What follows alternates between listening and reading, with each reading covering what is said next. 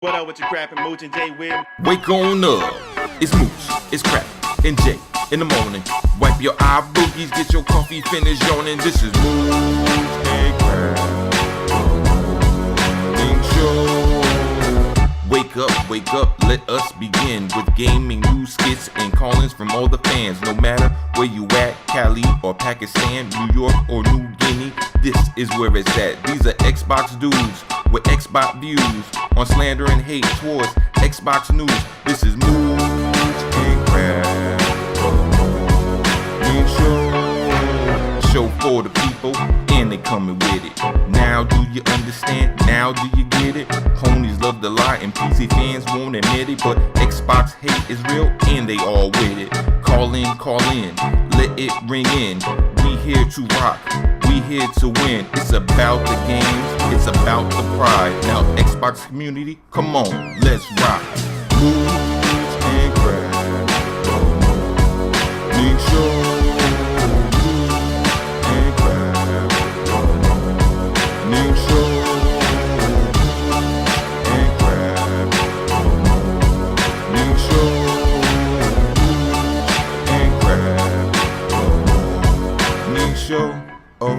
Mooch, Crap, J-Dub. ¿Cómo están, bitches? Hey, Mooch and Crap. Hey, Jay. Hey, Mooch and Crap. What up, Mooch and Crap and Jay? Sub Mooch and Crap, sub J-Dubs. Hello, Mooch and Crap. What up, Mooch? What up, Crap? You guys have the best damn podcast on YouTube, bar none.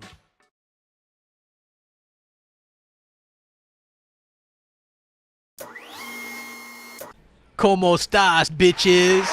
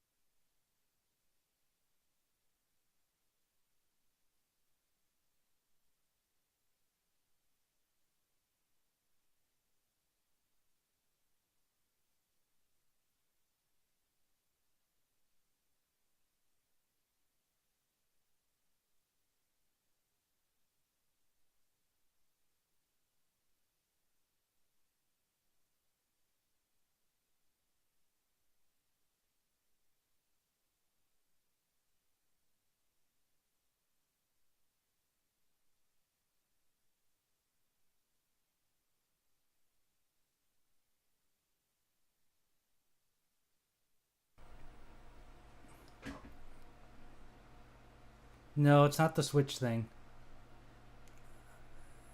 Can you hear? You can hear me now? It has nothing to do with that. Can you hear me?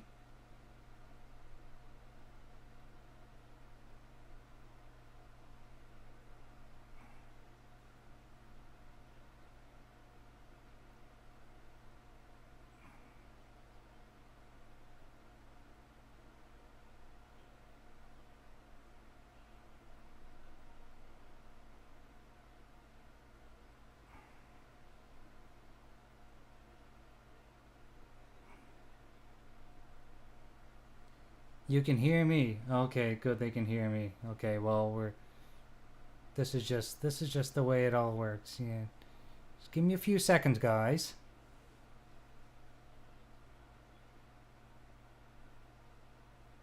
Maybe.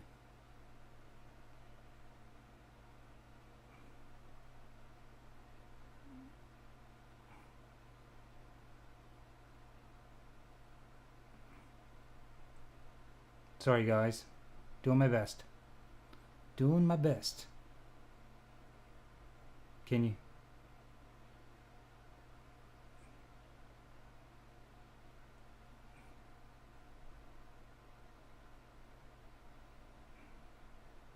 I hear an echo. I know that. There you Yeah. go. There Jay, I we want to hear Jay. Somebody wrote, "We see Jay's porn tapes." you guys can't hear me? There we go. Now I do. Now I can. Yeah. Okay. Hello. That was the first I've heard you since the show went live. Really? Oh, is that Jay? Is that okay? Is it working now? Can you guys hear us? Everyone Yeah. says it sounds good now. Okay. Yeah. Nice. Okay. That's so just the I don't way it know. goes What was the sometimes when problem, we're Jay? Oh, they can hear us now. I have no Yeah. idea what the problem was. The problem was that everything seemed to want to reset itself again, and everything works good in the tests. But then when we go Yeah, live, we tested it, folks. So but here's the I thing: don't know. when you add OBS to the equation, OBS has its own brain, if you know what I mean, and everything wants to just it wants to take over different things, and it decided that it didn't want to take over certain things. So at least we got it going. Right. Yeah. Hey, I mean, and when I'll edit this beginning part out, by the way. Yeah. Well, So- we're live, so let's go ahead, Jay. Yeah. Hey, it's Woo Mooch and Crab something show. Yeah. So I don't know. Well, listen, guys. What I was saying before you guys were like, no audio, was Thursday nights are a lot of fun. Thursday nights are the start of the weekend for a lot of people. So I know I like to. Crab Oh evening no! show. There it is, folks. You asked for it. You got it. Get rid of that thing. So what I was saying was we got a great show tonight lined up for you. Sorry about the audio trouble. Like Jay said, we did a check and balance system in the beginning, like we always do. I don't know what that was. It was a little bit of a little hodgepodge there, but we're back. We're ready to go. Crap. What do we have to talk about on this Thursday night in gaming news? Well, you know what's interesting is we actually have Remedy Entertainment came out and they were like, "Hey, you know what? Microsoft doesn't want Quantum Break 2. Microsoft doesn't want Alan Wake 2." And so, I mean, that's very interesting because it's something that we didn't expect, you know, like Yeah, I mean, I got feelings on this crap. I liked Quantum Break, okay? I'm not going to, just because this came out doesn't mean I'm going to change my tune. I'm not. I liked Quantum Break. Would I welcome a Quantum Break 2? Probably. Yeah. But at the same time, I can't say that I'm, that excited. I mean, it was an okay game. It was a good game. And Alan Wake, even people I know that played it and liked it. I didn't. No, I didn't. But people I know that played it and liked it, How could you have not played Alan Wake? Alan Wake was an amazing game. What was great about it, though, Jay? It was one of the best stories, I think, best story games I've ever played, hands down. Well, the thing about it though, Jay, and this is my thing. I think it's like a Stephen King book. It's really one of those kind of like eerie, unsettling, it's a right? mystery. It's a little spooky, and the action is fun. Well, that's my question. For you both that played it, do you guys think Alan Wake had good mechanics? I thought it had really good mechanics. It was unique. To be honest with you, like the fact that you used the flashlight to actually damage the bad guys before you shot them. I thought that was a really cool idea. Yeah. Like light And- hurt them.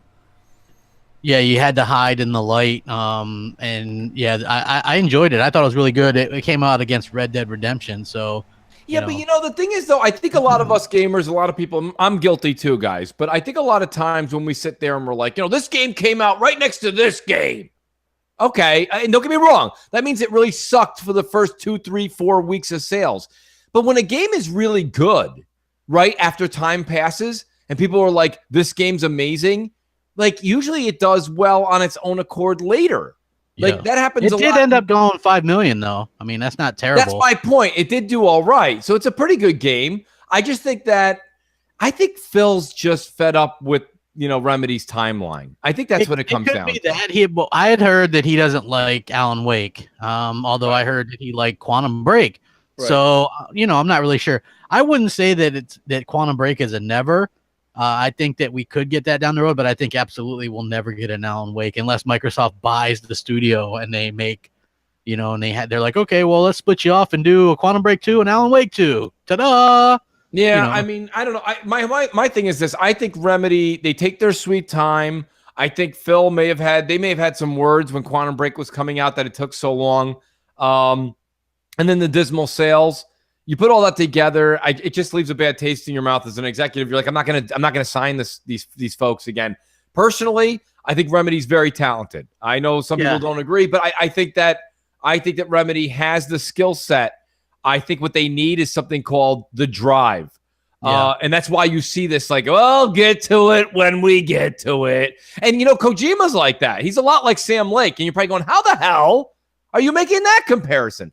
I just mean the two as individuals. They're both really artists. I follow Kojima. I follow Sam Lake. Kojima takes more photographs than he programs. Okay? So he's an artist. He likes doing different things. He goes to like those movie festivals that are the shows you've never heard of in your life.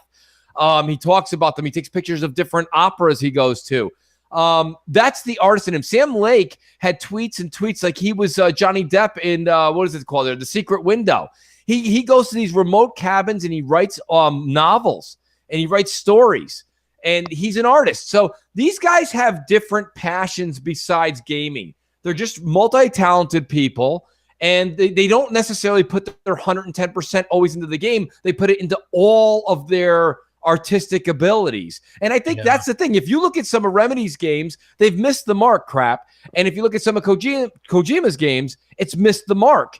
I think it's because they spread themselves so thin over so many different projects, not gaming related, but personal things that they like to do in the art world. I don't know. That's just my take from following them on Twitter.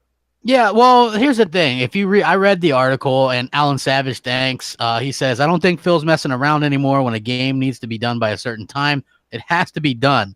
I don't think Remedy has the manpower to be able to do that. They just take too long with their games.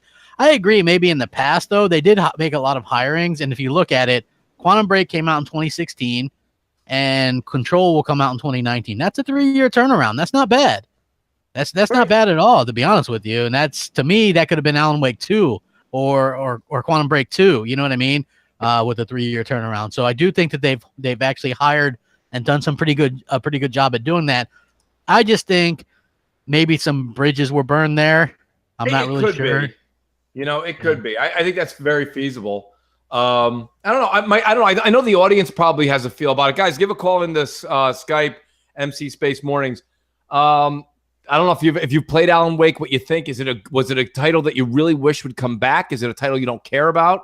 I'm kind of indifferent. I like it a lot. But you get the idea. Okay, so when I read that interview, he's like, we're not really we don't really have control over Quantum Break because Microsoft owns the IP, and Microsoft has the publishing rights to Alan Wake. So that means they can't just make an Alan Wake because Microsoft owns the publishing rights.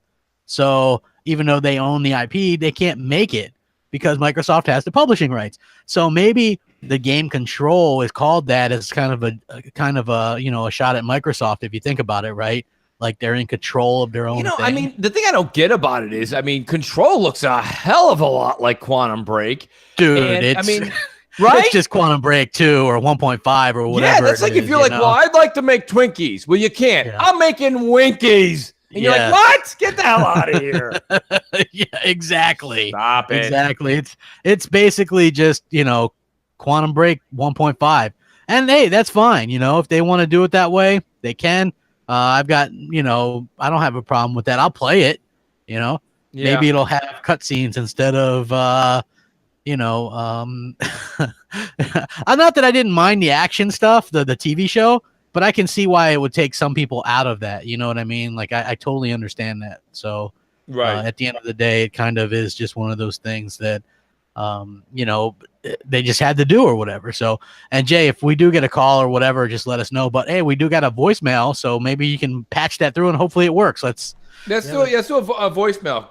Guys, just so you know, to those of you who are new for the evenings, you know, we do voicemails, call-ins. Guys, this show is all about you guys. So, like, if there's subjects and matters that you want to kind of talk about in the gaming news for the week, by all means, give a shout-out. Yeah, we've got Diggity on deck. Diggity. All right. Hello. What is up, Mooch Crap and Jay? This is Dirt Griggity, man. And yo, I want to let you guys know that right now, my personal life is like at a 9, and my gamer life is like at a 3. Let me explain.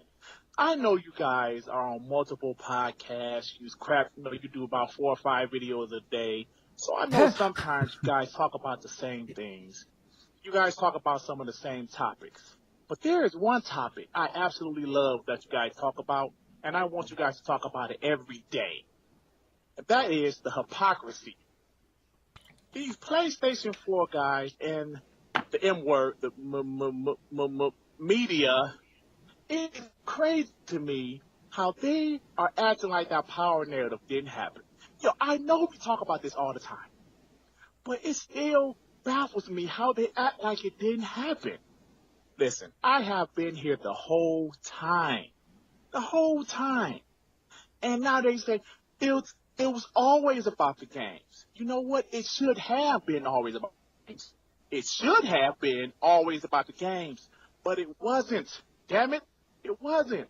And you guys are out of your damn minds to sit here and act like that power narrative didn't happen. Oh my God, listen, I know it's 2018 and we've been talking about 2013, but I'm not going to let this go. Even next gen, I'm going to be talking about it to the end, y'all. Anyway, I'm about to get out of here. I thank you guys for everything you do. I got love for you guys, always have, always will. I even got love for Zaire Pony ass. But anyway, peace and love, y'all. Well, you know, he makes some good points. Makes some great points, to be honest with you. Power was the most important thing for the longest time, and now nobody wants to talk about it. Nobody acts like it's something that's important. The reason that PS4 was supposedly so great, quote unquote, was because it had 1080p ability. It had 180 extra Ps. Yes.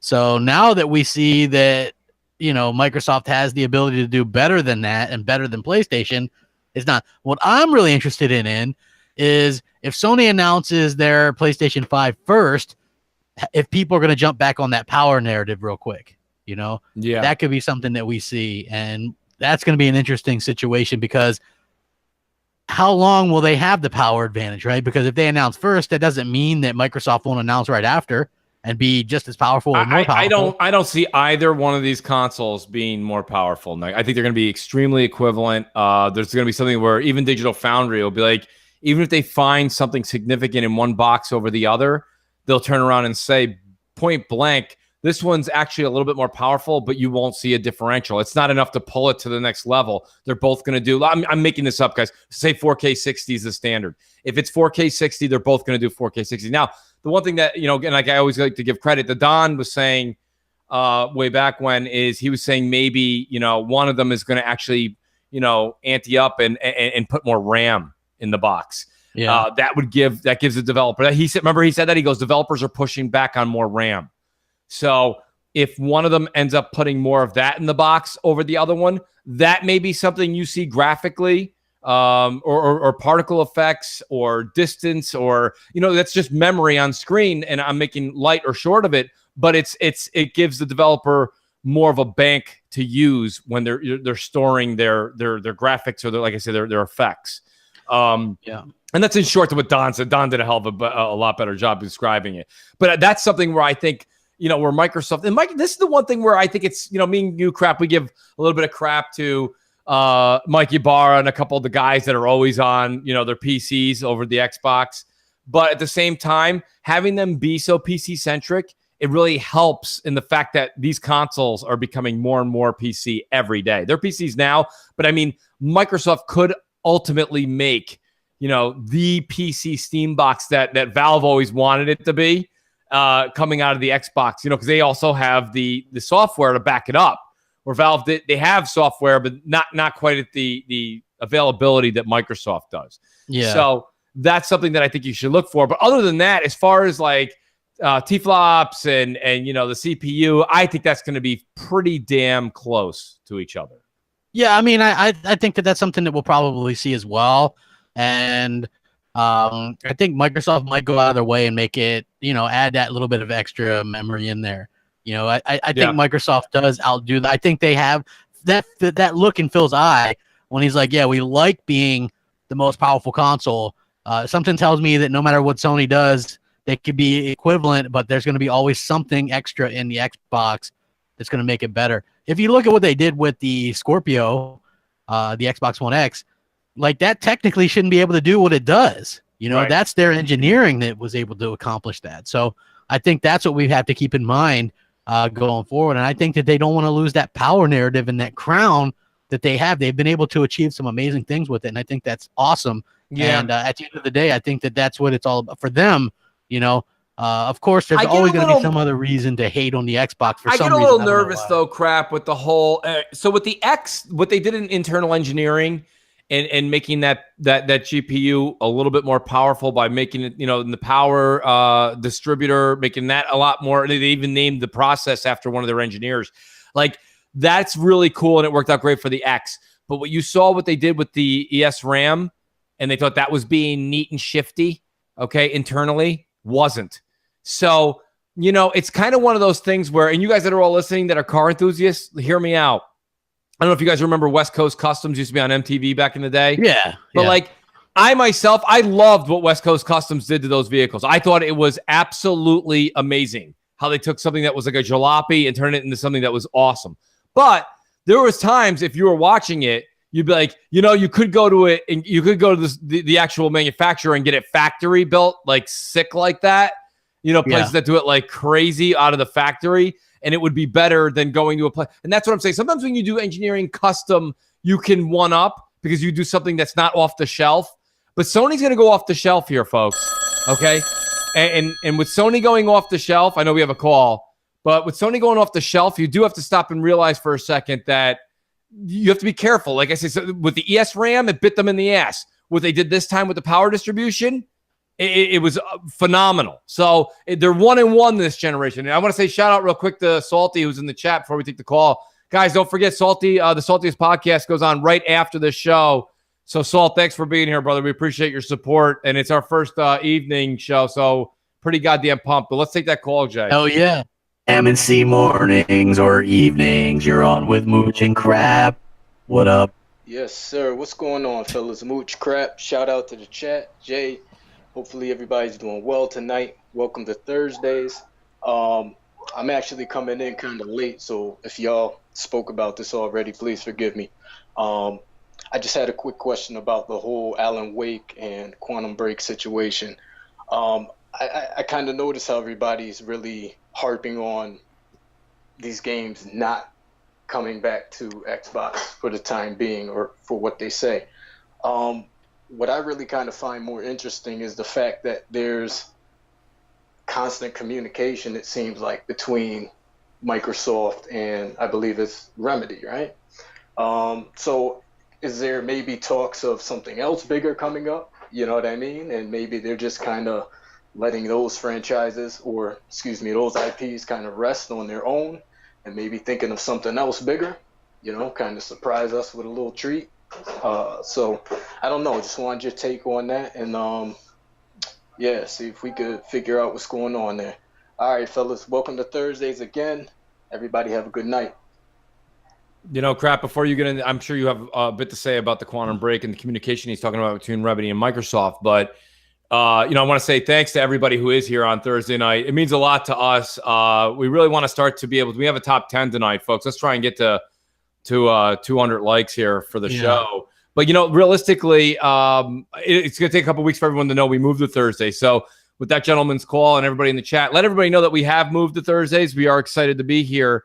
Crap, do you have anything to say about that call? I do, but I'll let you take the podium. Yeah, you know what? Yeah, like I realize we're going to have to build back up the audience since we moved. You know, people are going to be like, what happened? Yeah, there's going to be people on Sunday be like, I got a pot of coffee and no motion crapping, Jay. Yeah.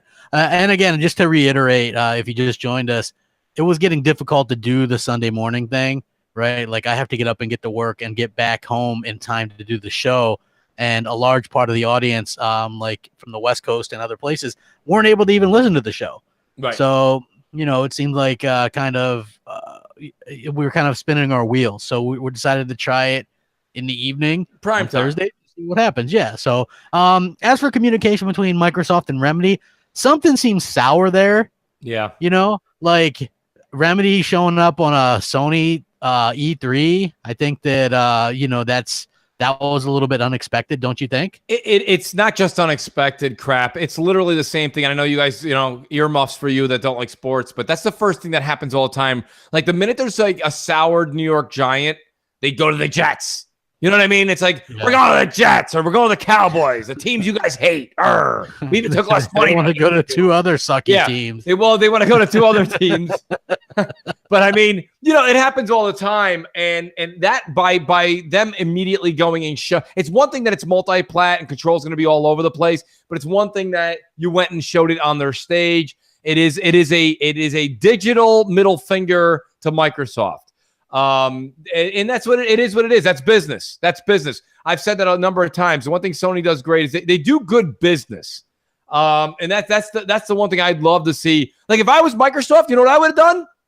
I would have had Sean Murray and a bunch of like dancing like Barney dolls around him with all the caricatures he's got in that wacky game. I'd have him out there be like, look, we got him now too. You guys touted him for 3 years. He's on our console now, even if it's for 5 seconds. That's Original King Julian for the basement.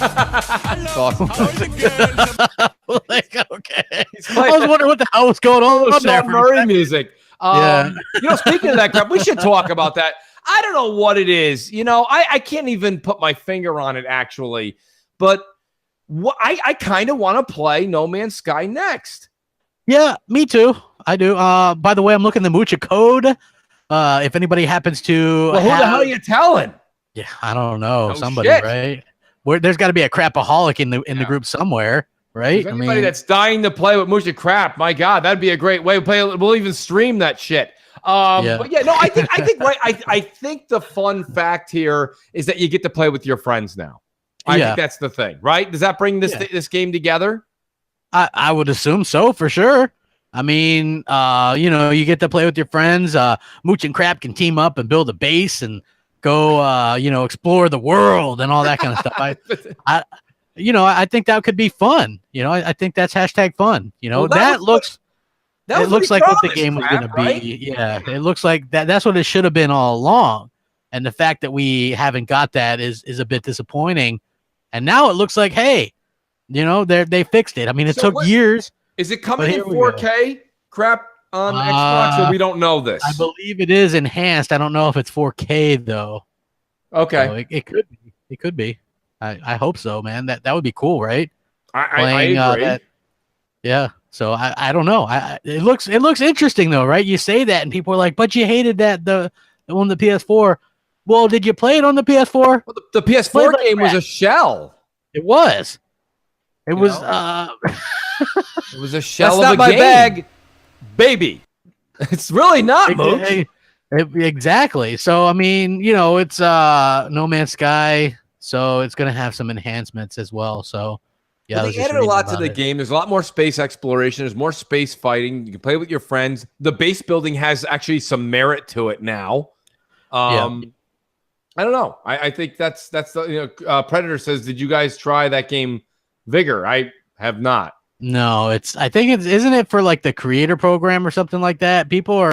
I had a lot of people tell me to download it and try it out. So there were a few. Pred was one. A few people said to me, "Have you tried this? Have you tried this?" I have not. No. What is it about? Crap. What is the?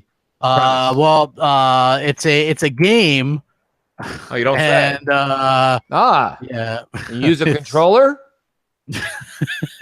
Can you sit down while you play it? It's a game, and it's what Crap's doing right now is using. It's a survival title apparently, and it launches the beta for everybody, right? I see. So okay. So this is the game. Remember the DayZ people? Yes. They showed off this exclusive for Xbox after. That's what this game is. Okay. This is that game. So yeah, this actually does have game preview. Well, let's see. It's a Xbox One exclusive game that is in beta for all Xbox insiders. So if you go to the Insider Hub or whatever, you can actually download this. And why don't they hide it a little bit easier? Come on, guys, for God's sake.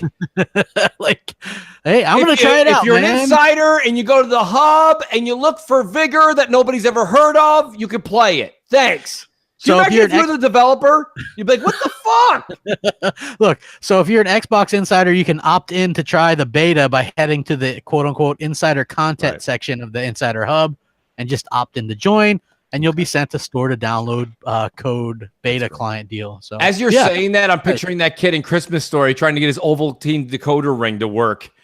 And at the end, it just says drink more Ovaltine. I don't know. For some reason, that just deters me from playing the game, and Pred doesn't like it. That's already a strike, too. Yeah, I don't know, Crap. What else is going on in the news this week? There is, Microsoft just announced that they did really good with their financials. I don't know if you had a chance to see that. There you go. Yeah, for the first time ever, their income for gaming, Xbox was 10.4 billion. So they crossed 10 billion mark. That's the I was first going to time say they were in the done nines, that, I thought, last time.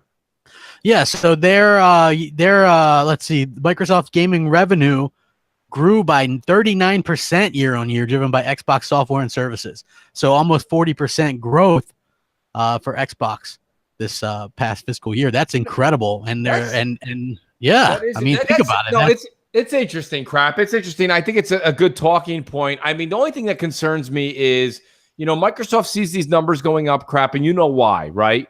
We know that a Game Pass is going to be where they're going to focus on. We know that they're going to start, to prepare games to be, games as a service. And because that's a never-ending gobstopper, okay? Anybody catch a little Willy Wonka last night on cable TV? But nonetheless, right? So it's a never-ending source of cash.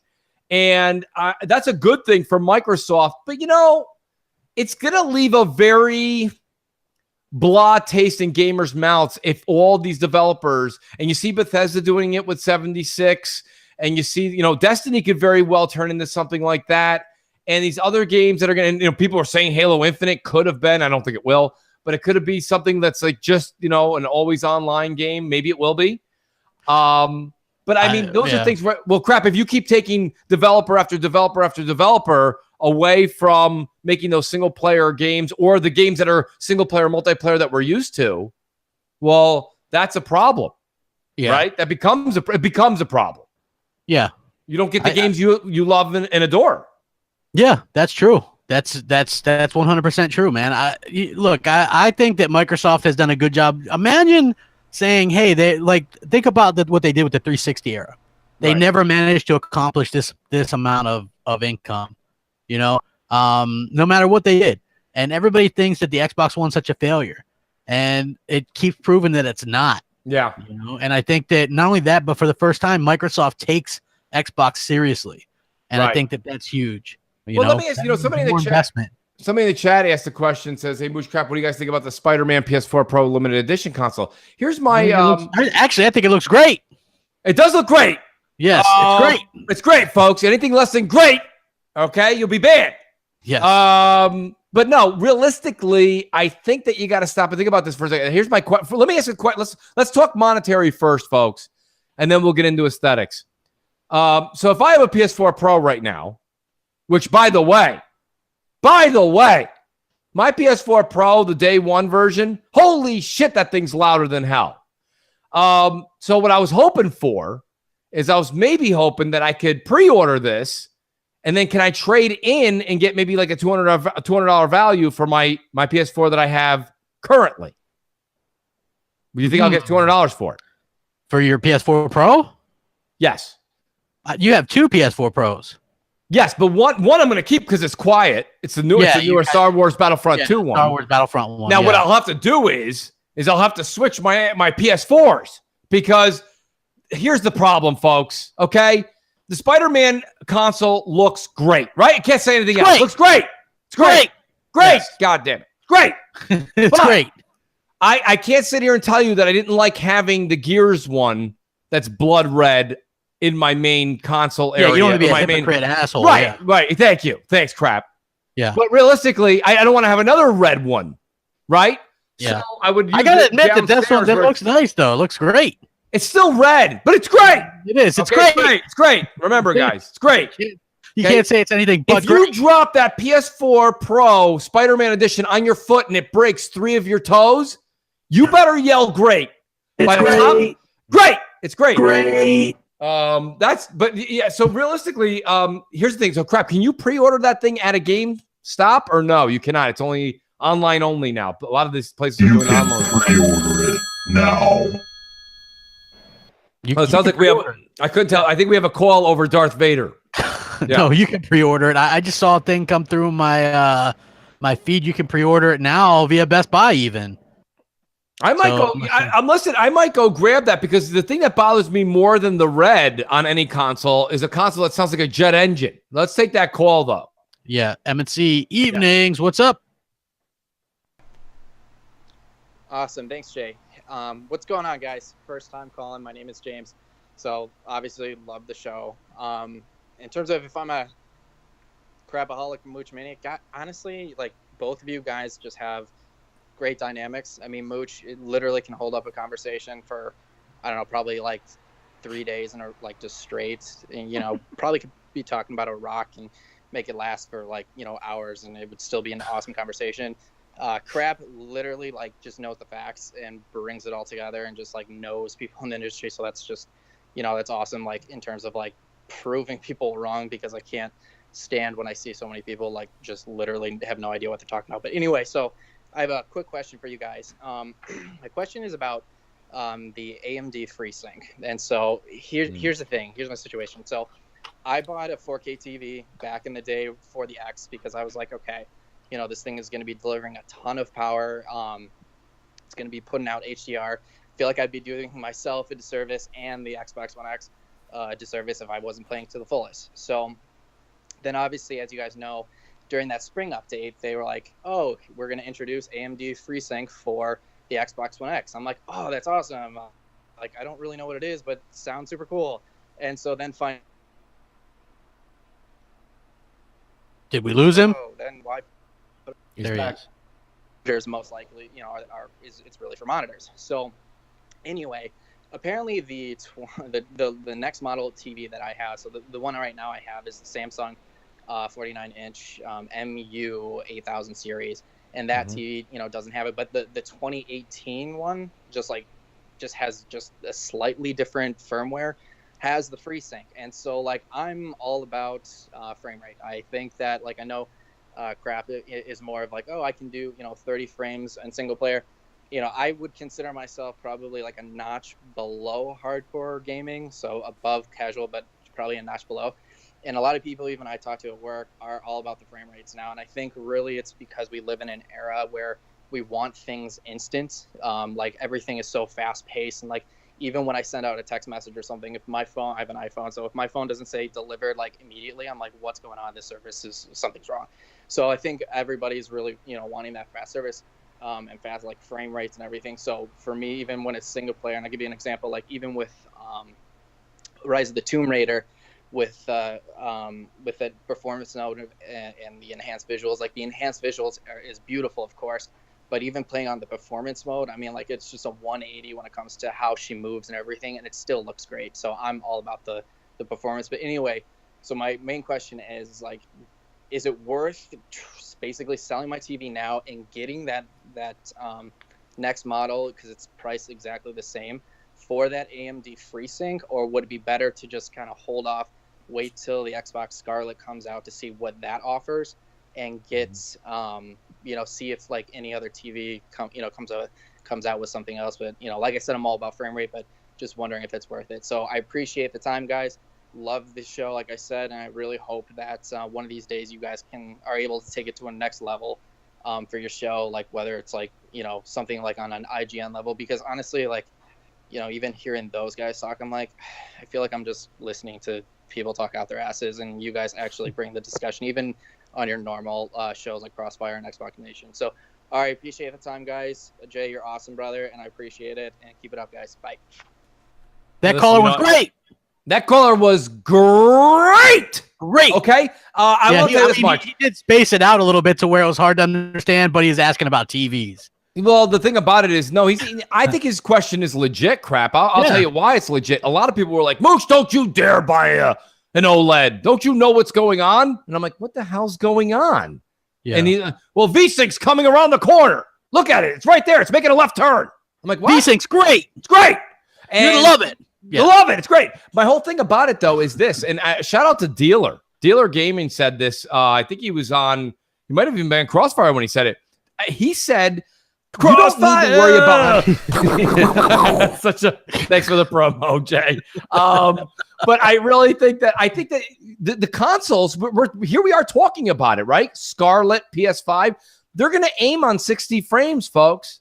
You don't need to go and buy a TV that's going to give you this locked in 60 frames. The software is going to do it. Don't worry about your hardware. No, you do. The answer, and I don't remember his question was so long. I think his name was James. If it wasn't, I apologize. But realistically, you do not need to go and do that with your television set. Your new console in 2020, which is not far away, I might add, folks. We're halfway through 2018. Is going to do that for you. So no, do not do that. Enjoy the TV you have if it's 4K HDR. Yep, 100%. What do you think about this big game sale that's going on, man? You know, crap, and shame on me because we talked about it last night. I still haven't like flipped through everything, but I have seen people all day on Twitter as I've gotten breaks here and there to kind of look at my phone.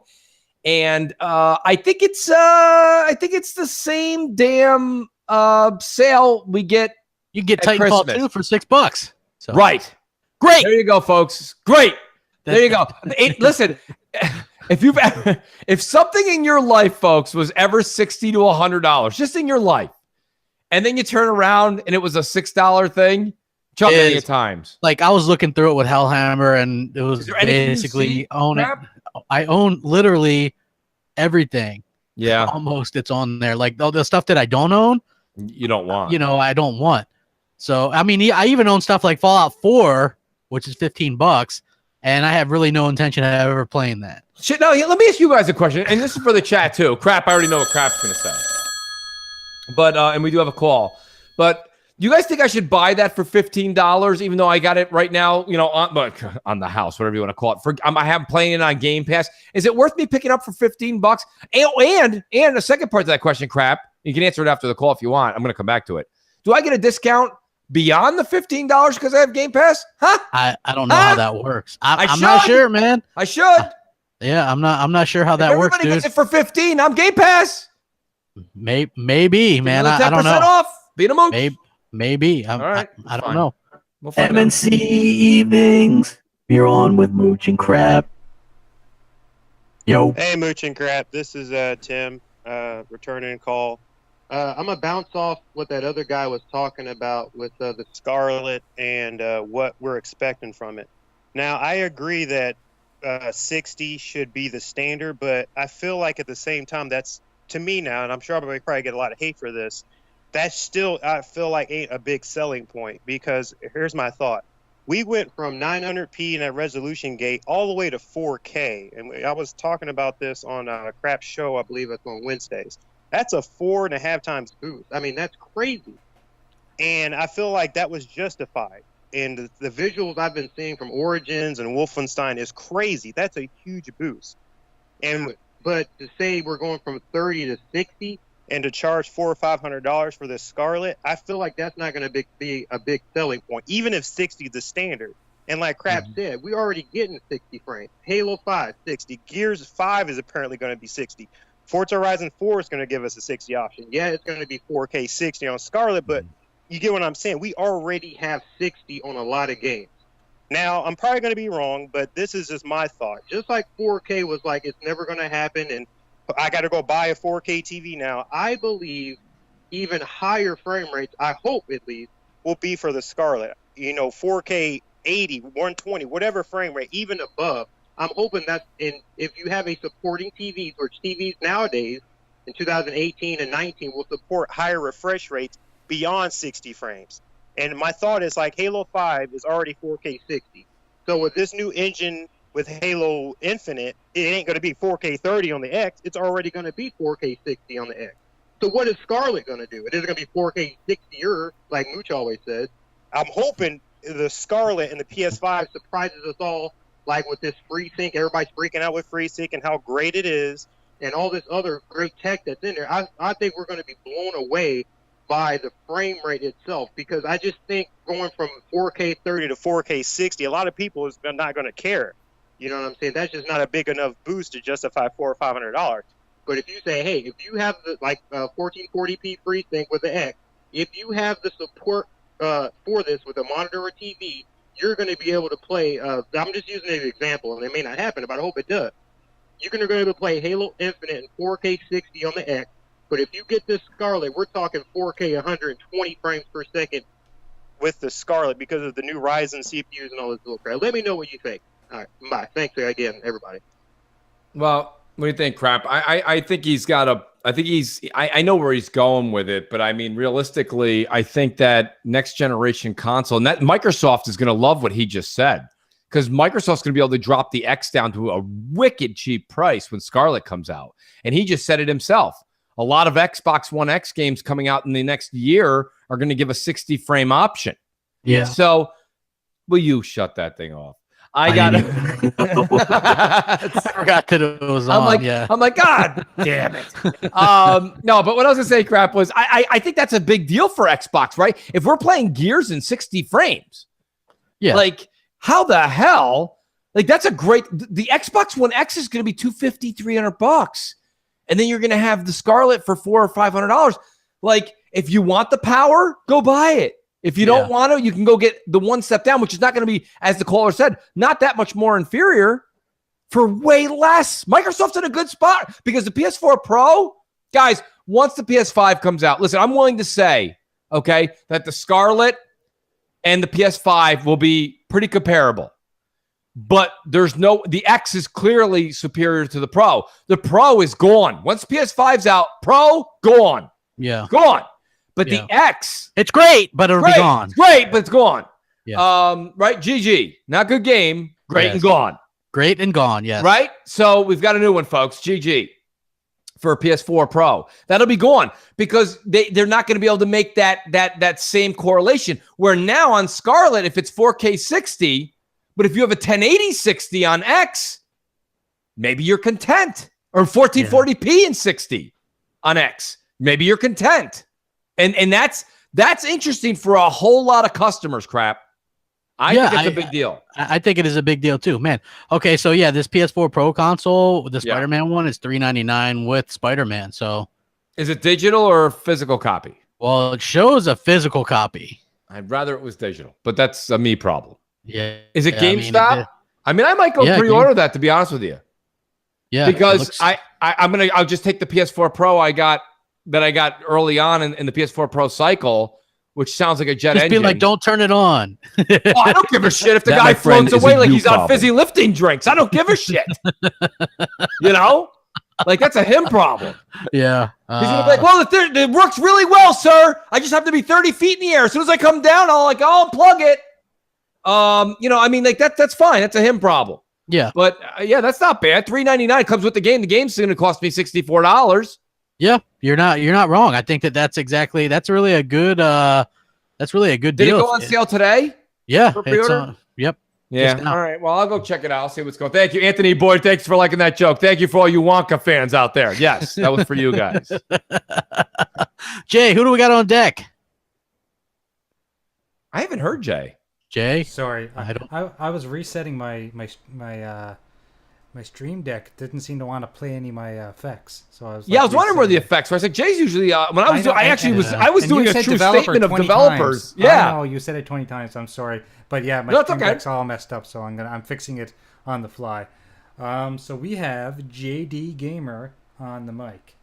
Nice. JD's a good guy. Yeah. Hey Mooch, hey Crap, hey J-Dubs. All hail J, all hail J. This is JD Gamer on the mic, and I got a question for you.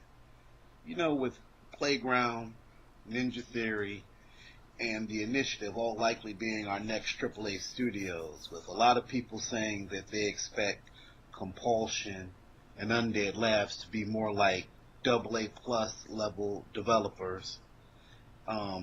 Think Ori 2. What do you guys think the next AAA level studios will be that Microsoft picks up?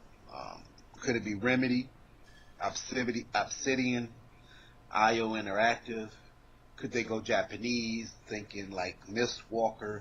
Could they go big with Capcom, Sega, Konami?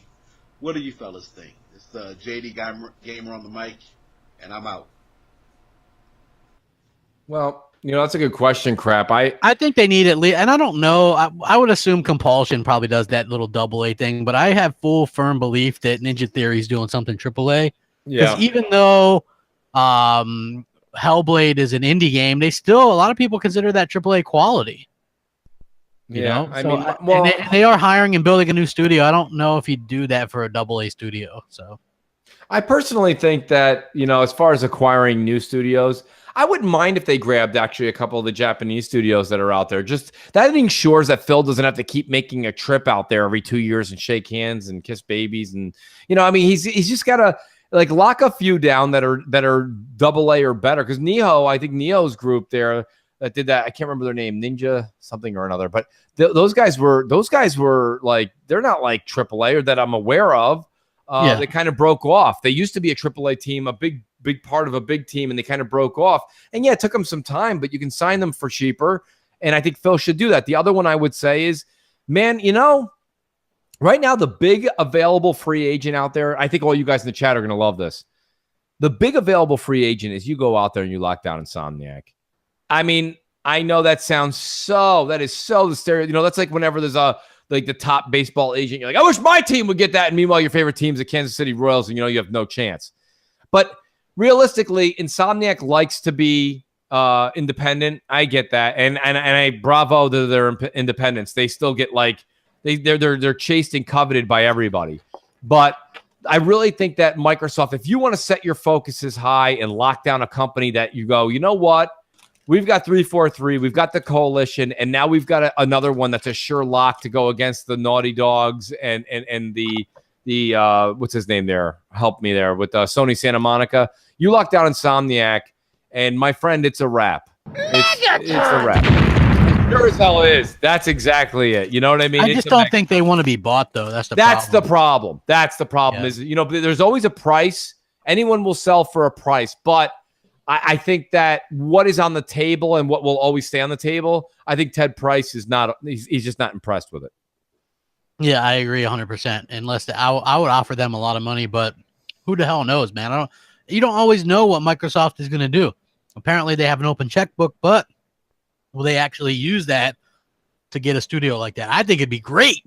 Great? Great. Did you say great? That's the word of the day. Hey, hit that like button because we do got a top 10 today. Yes. I'd like to get over 200 before we play it. So please, we're closing in, actually. We are. Go ahead and do that. Yeah. Guys, don't forget to share the tweet. Tweet out the stream, too. Let everybody know that we have moved to Thursdays. It helps when everybody in the chat sends that out. It gets recognition and awareness. Thank you. Yes, it's great. Great. When you guys do that. So, yes, please do. Jay, who do we got on deck? We have JUN01. Oh, all right. JUN on a Thursday. Now things are getting rowdy. Let's go. Mooch Crap, J-Dubs, JUN01, Xbox Live. Thursdays was a great move, especially with football coming up. I do want to get your thoughts about brand loyalty. I know growing up, my dad would talk a lot about BMW versus Mercedes, and he preferred Mercedes, and I do agree with that. And so from a brand loyalty perspective, what's it going to take for Microsoft or Sony to be able to move folks from one brand to the other? Mm-hmm. Have a great day, guys. Bye-bye. If you don't mind. Go ahead, man. Yeah, feel free, man. Thank you, my good friend. Yes, cheers. What I was going to say to you was, So I like his Mercedes BMW thing. So even though Jay Woon is a Mercedes guy, I'm actually believing I can't say he's wrong. He's not wrong.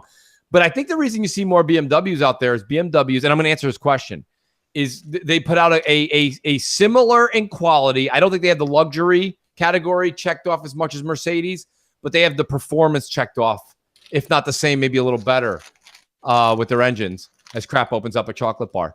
What I was going to say yes. Yeah, could you at least let the audience know what you're eating? It sounds delicious. But it's combos. I hope it's the pizza ones, the pepperoni pizza ones. Man. Nice, yes. What did I win, Jay? No, but I think to answer Jay Yoon's question is price, Jay, because let's be honest here. We just said that Mercedes, BMW putting out very similar product for most people that aren't car enthusiasts, right? Yeah. And I think when it comes to consoles, we're going to get the same T-flops. We're going to get the same GPU, CPU. So, or similar. So really, ultimately, Jay, it comes down to two things. Price and services. I think Microsoft is absolutely kicking ass in services. Kicking ass. We haven't said that much this generation because Sony's beating them on everything else. But they're kicking ass on their services. Game Pass. I like that. I think Game Pass. I think their EA Access. They are with their game preview. Right? There's a lot out there, folks. Yeah. There's a lot out. But if Microsoft wants to take a dominant role and step on the gas, okay, the way BMW does against Mercedes, if you look at an E-Class versus a 5 Series loaded, you're probably around $10K cheaper on the BMW side. Both still very expensive. But you're about $10,000, $12,000 cheaper on the BMW side, which you can go ahead and snicker all you want. But $12K in your pocket and people still saying, hey, that's a nice car, that's a deterrent for people to buy a Mercedes.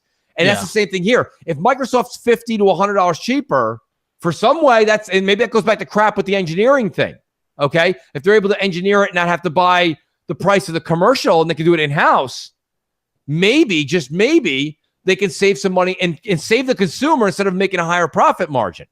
So realistically, Jay Yoon, I think they got to win on money, on price. That's the only way, and that's the best way I can make the comparison between the consoles and the car example you gave. Yeah, I agree. I think that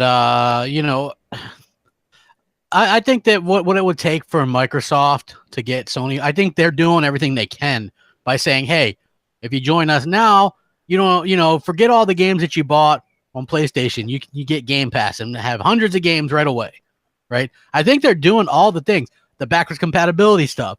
They're really making their pitch to these Sony fans to try to get as many people on board as possible. And I think that, will it work? I don't know. But I do think that they're on to something with it. I think it's not hurting, that's for sure. I think they have a good chance. And, shout out to Kevin Kendall and also shout out to Van City 92. They made some points here. They're like, listen, guys. Speaking of me, they say, Mooch, that's great point, but what about the games? Here's the thing, guys. I can't speak to them. Neither can any of us in the chat. The thing about it is Microsoft put their best foot forward. They went and grabbed 5 new developers. They've got all their other developers behind them that they've had with them in their pocket, okay? And now you have Game Pass. You have these other services I just spoke of, plus you have a $100 cheaper tag. Guys, you have to say that the scales would at that point start to tip. That doesn't mean you'd lose because, both systems are going to be backward and forward compatible, I believe. Sony hasn't come out and said it yet, but I think they will be. I don't know if they'll have forward compatibility, but I think they will. But that's fine. You crap. I'm not saying you're wrong. I'm not going to go ahead. This isn't a Mooch is right thing. I agree with you, but let me tell you why you're wrong. Well, Mooch, take it easy. Don't let me get in an argument with you too. The problem here is that I think that Microsoft has a lot to prove, Kevin, as far as their games. They do. We don't know. It's a huge uncertainty. It is. But the future looks bright, knowing that they have the 4 major studios behind them and the 5 new ones. That's the funny thing, right? Like, people act like, where's the games? Well, they just bought 5 new studios. Not only that, but if you look at it, Rare's working on probably a couple things. For some reason, 343 has over 450 employees. Who the hell knows what they're working on? They could be working on a couple things. Rumor has it that Coalitions got their feet in a couple things. Playground Games has 2 studios. You know, they've got so a lot of their studios also has you know, the different things working. You know what I mean? So I think that people should just like kind of chill, and you're gonna have to wait a little bit. Well, you know, let me speak to Vance City. I appreciate that. Vance City says, I hear you. I love the new studios, but then say Alan Wake and Quantum Break 2 because Phil doesn't like it. Van, here's the thing, dude. I don't know that we don't know that he doesn't. He probably liked Quantum Break, but I'm just saying that I've heard that he wasn't a big fan of Alan Wake. That's all. Here's my thing, Van, and I think he brings up a good point, though. I don't think he's just relaying to you crap. A lot of people are saying that. I think here's the fact: the people have spoken, Van, and when it comes down to it, the people didn't buy Quantum Break. Yeah, it's that, you know what I mean. They didn't do it. And that's where the bottom line comes, and you go, this was awfully expensive. Remedy's not cheap, and like that's why when you said to me that Control, they signed that deal with 505 Games for $5.7 million. It was like $6 or $7 million. Yeah. Guess what, crap? I'm going to make a prediction here, which I don't like to do, and I love Remedy, and I'm a huge fan of Sam Lake and his writing. I think he's a great author, but realistically, that game's going to suck. I mean, it just is. I mean, Quantum Break, right? Quantum Break was $70 million. This one's $5 million. Yeah. I mean, it's not going to. So Van, my only thing is, we don't know. It could be great. Maybe they'll have a Control Red, you know, what do you call it? A limited edition Red Control PS4 Pro you can buy. Maybe that would be great too. Of course, it would be great. Yeah, I would love it. Do it, Sony. Do it. Yeah, please get on it. Yeah, I don't know. Jay, who do we got on deck? We've got our old friend Matty Beast. Matty Beast. I've been looking forward to this one. He wrote us and said he sent something in. Hey, Mooch and Crap, it's Matty. Welcome to Thursday night. Used to be home of must-see TV. Yes. Shows like Friends, Cheers, Seinfeld. A great night, a glorious night, and now M&C Mornings, Thursday night. Must-hear podcasting. Unfortunately, it doesn't work for me because it's the middle of the night, and I'll be asleep. But I'll still be tuning in and catching this stuff later. I really enjoyed having you guys on Sunday, especially living over here in Europe. It just really was a nice way to start my evenings, and it was M&C Evenings for me. And but congratulations, and I think it's a really smart move for you guys. I think you're going to do really well on Thursday evenings, and I think your crowd's just going to grow like crazy. So with you guys moving to Thursday, I just thought I'd ask a question about you guys more than what's going on in the news, et cetera, et cetera. I think sometimes it's cool to hear about you guys. And I was just wondering what Mooch and Crap's motivation is. What keeps you motivated about doing the podcast, about talking about gaming and just standing with the community? What really motivates you? What are the things that really kind of drive you guys? Looking forward to hearing your answer, and I will talk to you guys later. Bye. You should go first with that one, Mooch. Yeah, I will. I appreciate you letting me take the podium. Well, let me tell you. First of all, Maddie, thanks for the call.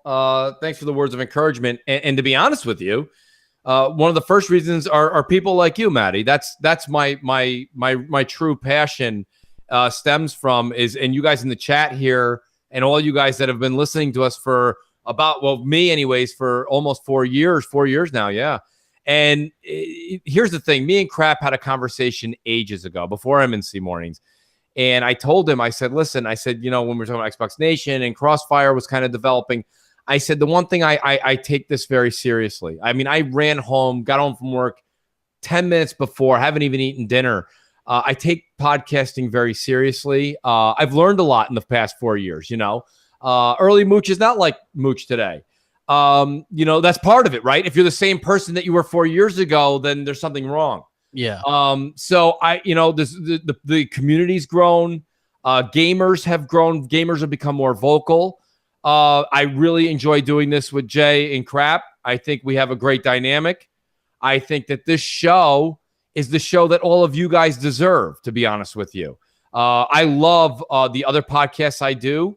I really do. I love being on all of them. I love guest appearancing on all of them. But it's always been like, sometimes in life you don't get the opportunity to do what your dream was when you were a kid, right? I've always loved radio. I've always just thought to aspire to do radio. And radio is kind of hard when you get to this age. You can't really just be like, you know what I'm going to do? I'm going to do radio. They're like, the hell you are. So this is a chance to grab a microphone, hang out. I'm very gracious. I like to take the time to say thanks to Crap. Crap worked very hard over the years to get where he is as well, guys. Whether you like Crap or not, realistically, he gives you great content, great entertainment every single day. So he's given me a platform. Shout out to Zaire as well for giving me a platform and a standing board, a soapbox to stand on and to talk. Those were the guys that started. And bravo to J-Dubs for me and him collaborating early on with Growing Up Gaming and doing some of the skits we do now on M&C. The top 10, very similar to kind of like what Growing Up Gaming was on my channel back when we started. Yeah. So you take all of that together and put the passion and love that I have for gaming into it. And that's why I love to do this show. So thank you. Steven Roush says, Mooch, why is no one saying Spider-Man costs $400? Yeah, we haven't heard that yet, Steven. Good call.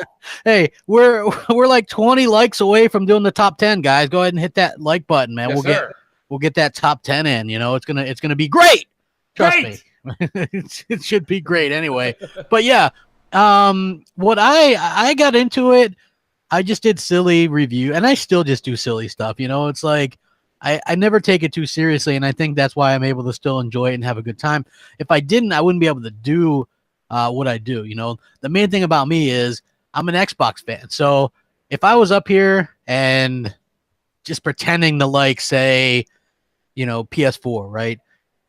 I would be found out pretty quick because I'm not really a good bullshitter, So it would be disingenuous. I'm a true Xbox fan. I can enjoy some PlayStation stuff and even some Nintendo stuff. But at the end of the day, 600 games on my Xbox. It's what it's all about, And I just wanted to get some of the positive Microsoft stuff out. And then originally, which I don't even do much anymore, I would try to get the quote unquote negative PlayStation stuff out because nobody was covering that. None of the mainstream sites were covering the negative Sony stuff, So I was doing that to sort of flip the script with what was going on in the mainstream media. And so that's what I'm doing. And now it's more I just focus on the whole aspect of positivity with Xbox more than the negativity in Sony. Although I will still call Sony out. I'll still call Xbox out if they mess up, It's just all about on what happens to be something that's worth bringing up, Not everything is worth bringing up, honestly. Right. So, M&C Evenings. We have a call, but I would like, Crap, when we come back, I'd like to hear Jay's answer as well. Yeah. M&C, what up? Hi. Hello. What's up, Mooch Luca. Crap? How's it going? My name is Luca. Huge fan. I've been From the listening second for a floor. couple of months now, and I just gotta say, you guys are just honestly so amazing. Like, I'm just curious, are you guys fans of DC? And The Last Jedi, that was like the best Star Wars movie, right? Well, anyway, I'm just gonna try and open this bottle of wine while I get ready to play a couple of hours of The Division. Woo! Love you guys. Bye. Thanks, Jay. I love Luca. Well, yes, that's Not that you guys don't know that, but yeah. So anyway, what's funny about that is she brought up like all these things that we just can't really stand. So earlier, right? Yeah, wine. Come on, I guess. Crap. No, I do. I like wine. But when I course. drink a little bit, I get in trouble.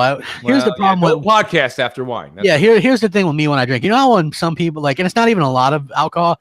If I have a little bit, I get really truthful. Crap. It's called build your tolerance. I know, Okay? but I say stuff that I mean that I probably shouldn't say. Right? There you go, Crap. You're like the Peak Schnapps episode of Seinfeld. exactly. Right. So I got to be careful. Great. So earlier today, when that what was it, that DC show Titan, right, about the Teen Titans or whatever, right, came out, I messaged Luca. I was like, that sucks, right? Like the guy Robin's like F Batman, right? And he's like, he's angry. You know, and I'm like, this sucks. So I asked Luke, I was like, what's the deal? Because she's a DC fan. I was like, what's the deal? They can't get anything right. Right. You know? And she's like, yeah, I don't know what the deal is, but everything they do is trash. It's just so bad. The Last Jedi, well documented that that's just terrible. And The Division, terrible. Just awful. By the way, you know what's funny? It's really great, and I want to go to Jay's answer because I think I really want to hear it. But I just want to say, Luca, thank you for calling in. And having Luca, you know, Luca started calling into the show. It was also because we were like, remember, crap, we were like, who's Luca? Like, you know, and you were like, well, Luca on the second floor. And I don't even remember where you got. Is that a song? Yeah. My name is Luca. I live on the second floor. And it was so great. And like, Luca's such a huge part of the community now. Yeah. And a very good friend of the show and mine. And I'll be honest with you, it's people like Luca that have made it so worthwhile to do this every week. So Luca, thank you for calling in. We really appreciate that. And Jay, take a little bit of the spotlight. What was to answer Matty Beast's question for yourself? I don't even remember what his question was. That's great. That is great. That's great. What got you into? What got you into the whole, like, you're not necessarily podcasting in your sense, but getting into the world that you're in right now? It's something I always wanted to do, and I had the background in graphic design and motion graphics, and I just thought it was a natural progression for me to get into YouTube this way. But you know, it's not an easy way to establish yourself. It's not an easy job because you really have to work at it, and you know, a lot of people, and I think I've heard both of you guys both say that, you know, people think it's easy. Well, it's not easy. Anyone can do it, meaning anyone can create a video and put it up on YouTube, but to make something of it, that's what, you know, that takes a lot of effort. Totally. You know, Jay, well said, and that's the truth of it. And you know, listen, we're all still, and I'm not speaking for crap, I'm only speaking for myself here, but I'm still a very small channel, very small broadcasting ability, but I appreciate everyone that does tune in. Everyone that does enjoy the show. And that was a really great question by Matty Beast to be able to, this is part of the reason we wanted to move to Thursday, guys, is because we work, you're going to see even more. We have a great skit that we're going to play for you shortly. We crossed the 200 likes mark, crap. Okay. But we do so many more, and we were kind of waiting until our move to Thursdays to even expand on that. And I can't help but bring up at this point, guys, please take a look in the description. Our Patreon is there. We're not asking for a lot. $1. If you can give us $1 a month, you're entered to win our contest where every month we do a Patreon drawing, and everybody that's $1 or higher gets entered for a $60 giveaway. Anything you want, anything. Yeah. It could be a new game, Xbox Live, anything you want in gaming related. So, guys, please take a second to think about this. The move to Thursdays was huge, and we appreciate all of our current Patreon, and we appreciate any future Patreon. We really do. Even $1 really helps the show. Can't thank you enough. We can't thank you enough. Absolutely. M&C Evenings, what up? You're on Mooch and Crap and Mooch Jay. Crap, how you doing? It's Midway Monster. So I got a game question here. So I know that Xbox really has the first-person shooter down. But is there, other than like Mass Effect, the Mass Effect series, do you feel like they could probably get another realistic third-person shooter? Because I feel like Microsoft, they tend to want to be more family-friendly, and you know, I feel like especially with their beginning audience, you know, with the original Xbox, you know, we are getting older, and we do want something a little more realistic. So I was wondering if you guys had any thoughts or ideas on what they could do with that. Love the shows on Thursday nights. I'm awake for one. I just got done cardio, Mooch and Crap, perfect combination. And Crap, you can do the Overlord voice. You can do the Darth Vader voice. Please stop doing the auto-tune. You sound like Zemos from Saints Row the Third. Jay, if you can get his Rhino picture with a GIMP mask on it, I will pay for that and make a soundbite with it too. Thanks, Nice. guys. Have a good night. That's great, by the way. That is a great call. But I'll tell you, this goes back to what we said a long time ago, and we kind of stepped off from it for a while. And Microsoft has had a tendency for the past 18 months of kind of, and we use the word cartoony games, non-realistic looking, and I think that's what he's saying. Crap, if I heard him wrong, please correct me. No, that sounds about right. That's what he's saying. Yeah. And I think, but here's the reason that I've put the kibosh on bringing that up, and that is mainly because of the acquisition of the 5 new studios. I think I would say 2 out of 5 guaranteed, maybe 3 of the games you're going to see out of the new 5 are going to be much more adult centric, where it's a little bit more of an adult theme and leaving the cartooniness behind. I think they need to have the cartoony. Don't give up on the cartoony, because listen, sometimes it's nice to come home and just escape, and enjoy. I've been watching a lot of footage. Crap, I don't remember. I think it was you who was doing some footage. It was you and a few folks doing some Ratchet and Clank. I've had Ratchet and Clank forever on PS4 Pro, and I haven't played it. And sometimes you want to go back to a game. Well, listen, you guys are all talking about Crash Bandicoot. I got news for you guys. I'd rather play Ratchet and Clank than Crash Bandicoot. But that's just I think you need to have a mix of everything, and I think Microsoft knows that now. I agree. We do have let's see. Here we go. Steven Roush, he has a God of War fact. He says, here's a few extra bucks for you, crap. Also, when Kratos took a dump, out came the Division and the Last Jedi. Facts. That's very good. Thanks for doing it. Thanks for doing it in your Scarecrow voice. That's the Xbox Overlord voice. I did my fault. BGST, yeah. My mistake. Yeah, so it's all good fun. Hey, we do have over 200 likes. Let's go ahead and do that top 10. Can we run that, Jay? Yeah, can we do it, Jay? I'm gonna cross my fingers that we can run it. That's great. Hold on to your butts. That makes the show so wonderful. Yes. Here we Hold go. on to your butts. Hey, what's up, everybody? Welcome to Top 10 Things That Sony Can Get Away With That Microsoft Would Get Hate For. And Mooch, this is an interesting top 10 because it's all true, and sometimes there's humor in truth. That's so true.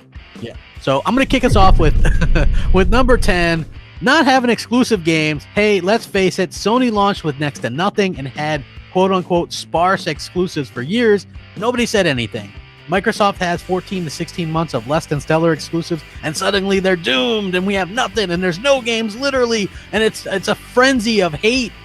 The sky is falling. It is. The sky is falling. Chicken Littles everywhere. So true. Number 9, the controllers. If the DualShock 4 was an Xbox controller and it had 3 hours of playtime only and unfriendly analog stick placement, it'd be one of Xbox's biggest problems with their console. But because it's on PlayStation, it's another known issue swept under the rug. Crap. Yep. Sony can do whatever they want. Apparently. Remember the Power Brick? The Power Brick was a big deal, right? It's a huge deal, yeah. That was a big deal. Everyone listening right now, I'm sure you guys take your console, put it in your book bag, and go right next door and play with your friends. No, you don't. You don't do that. That's right. They're consoles. Come on. Right. Number 8, not allowing EA access or other services. Hey, if we're honest, and this were the other way around, every YouTuber, pundit, and gamer would be harassing Microsoft about them being anti-consumer. Microsoft doesn't want you to play this, doesn't want you to do that, doesn't want you to do this. Because we saw it at the beginning of the generation. Now all of a sudden, Sony doesn't allow anything, and nobody says anything. Shoes on the other foot, crap. Yep. Number 7, playing old games. Sony pushes releases like Crash Bandicoot and Spyro, as well as many other old games remastered as the new hotness. But when Microsoft mentions back compat, it's old and busted. Another example of Sony able to push the same narrative, but make it work only on their platform. It's true. It was so funny because whenever we get excited about a back compat game, people are like, old games, they're excited for it. Old. But then Crash Bandicoot comes out, or Woo! Shadow of the Colossus, and people are like, I can't wait to get it. It's going to be That's my great. jam. That's it. It's amazing. Yeah, it's such a hypocrisy. Number 6, literally anything. If we're keeping it real, Sony can pretty much do whatever they want. And if Microsoft were to do any of the stuff that Sony does, good or bad, they'd get hate for it. We got to call a spade a spade. It's just honest. Crap, they have the video game key to the city. Yes, they do. Yes. Number 5, bad E3 performances. Microsoft has had nothing but games since the May 20th, 2013 reveal of the Xbox One, and yet it seems every year the media claims Sony the victor. Sony can have an orchestra, Sean Layden in capri pants, and show the exact same show as last year and still win E3 hands down. Exactly. Nobody cares. But those Sony capri pants, that's a big win for Sony. It is. It's a huge win. Number 4, gimmicks. Sony does gimmicks all the time, PlayStation VR being a big one. Yet whenever Microsoft tries to do something with a gimmick, they get hate. Why would Kinect spy on you, but the PlayStation Eye camera doesn't? Nope. I don't get this. Like, why is it okay for one thing and not the other? It's completely half-assed, and I don't understand it. So yeah, gimmicks. Sony can get away with doing whatever gimmicks they wanted. Microsoft, sadly, cannot. Well, maybe the PSVR camera and the camera that came with it in the box in 2013 is just anti-social. It just doesn't want to talk to you, crap. Yeah, it doesn't probably. spy on you. Yeah, probably. Yeah, makes sense. Yeah. Number 3, having a game that gets delayed. Games like The Last Guardian and Nioh, to mention a few, which were almost 10 years overdue to the platform, kept Sony and their fans waiting and waiting. But the media was there to keep promoting and pushing the sales hype.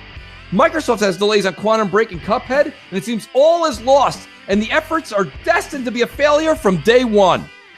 Exactly. Right? I mean, it's crazy. It is.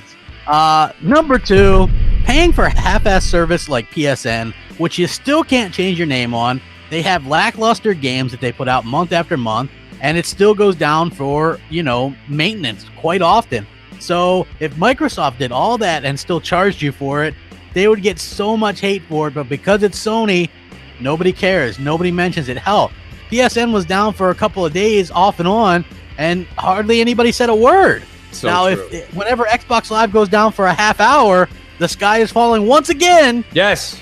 And it's pandemonium, folks. I hope you have a metal umbrella, folks. Yes, because it's going to get crazy. It's going to get wild. Yes.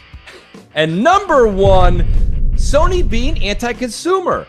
Microsoft back in 2013, without even revealing what they had planned for Xbox One, got media hate for the always online and sharing games issue before Microsoft even made it a talking point.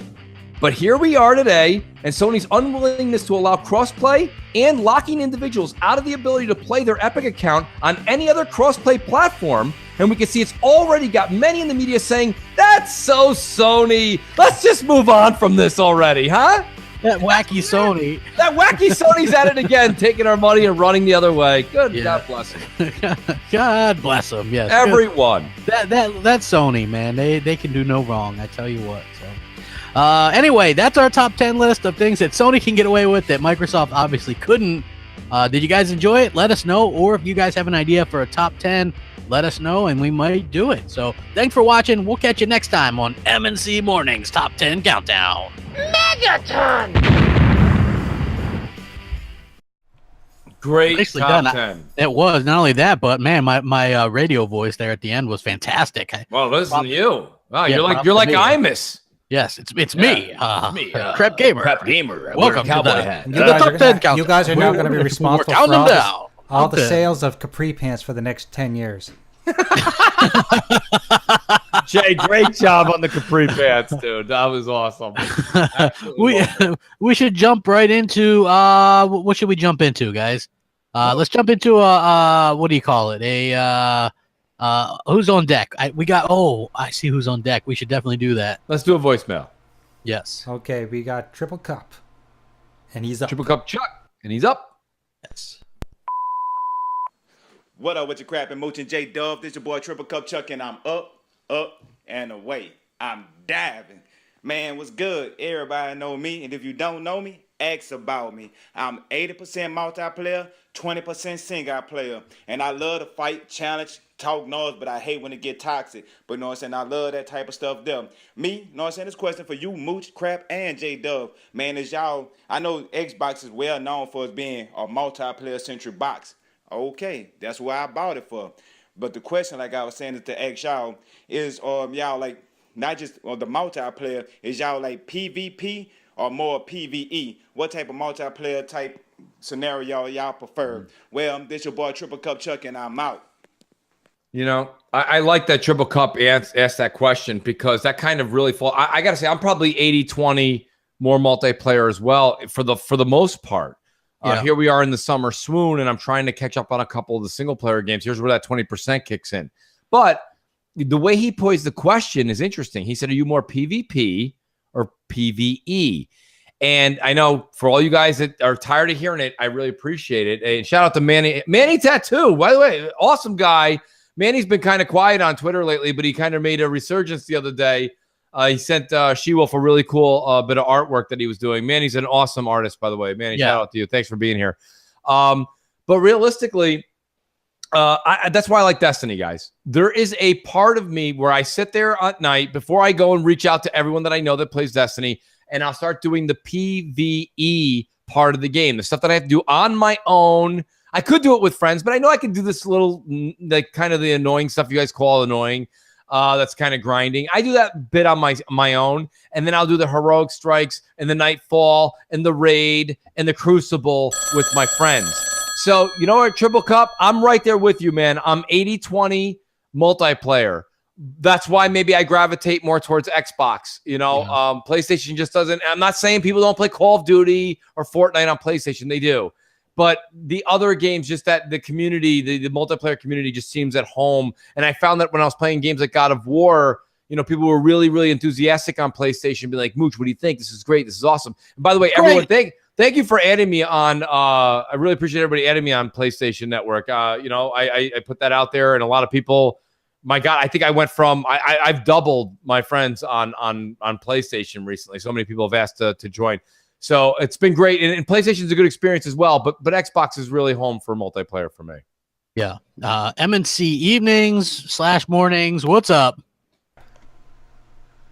This isn't Fredo. I always wanted more for you than Sunday mornings, M&C. All I can say is welcome to Thursday nights. And remember, if anybody comes to you asking for a meeting for peace and a new night, that is your traitor. That I will not forgive. Salute. I'm going to assume that's G-Man Jerky Boy. By the way, outstanding performance is Marlon Brando. The winner is G-Man Jerky Boy for the Academy Award. That was beautiful, by the way. It was. You already said? Yeah. If anybody offers you another night besides Thursday, you come to me. That's my boy, G-Man Jerky Boy. Thank you. That's in New York. That's some people that haven't seen the The Godfather might not get it, but yeah, that's spot on. That was spot on. Now wait, I just saw Noof said something. Noof said he got $800 value. What did he do? Noof, I traded my PS4, PSVR, and 20 games and got a Switch. No, chill. What did he get? He traded in everything in the world that he owned that had an S on it. He got rid of all his Sony stuff and he got a Switch. I thought he had a Switch. No, he returned the Switch. Okay, so hold on, let me get this straight. Noof had a Switch. Right. Then he sold the Switch. I believe so. Then he had a PlayStation VR. Right? Didn't he have a PS4 before? PlayStation. Yeah. And then he returned sold it. Right. Now he got a Switch again. Wow. Hey, can we get another no chills? Wow. Do it. Jay? No Jay. chills till. That's weird. Noof, you got to call me before you make any more financial decisions. We love you, Noof. That's funny as hell, though. That is great. Hey, listen, I got news for you, Noof. I like Octopath Traveler. By the way, trying to mooch a Nintendo game, okay, is like breaking into Fort Knox as a mooch. Yes. It's very difficult. You know what I feel like right now? I feel like the guy from Shawshank Redemption, and I've got that little pickaxe that's a toy, and I'm trying to break out of a jail cell. It's never going to happen. If anybody's a Nintendo fan, hit me up, will you, for crying out loud? I'm dying over here.